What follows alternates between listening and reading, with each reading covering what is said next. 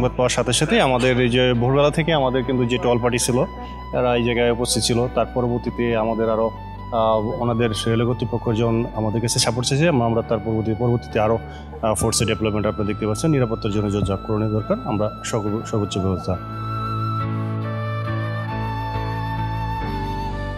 Train আইয়া এখানে অনেকে তো কইরা যে ট্রেনের সিগনাল দেওয়া হয়েছে ট্রেন আঁকটিত, তো ট্রেন এখানে আঁকটিছে না, ড্রাইভারের ভুলের কারণে এখানে আইয়া হয়তো একটা দুর্ঘটনা ঘটছে। তো আশা করা যায় এমন কিছু হয়েছে না কোনো মানুষের যে এমন দুর্ঘটনা হয়েছে। আল্লাহ মারেকে আসলে ভয়াবহ দুর্ঘটনা কবলিত হইতো সিলেটবাসী, যে যদি দুইটা মুখোমুখি সংঘর্ষ হইতো তাহলে মানে হতাহত প্রাণহানির সংখ্যা আরও বেড়ে যেত।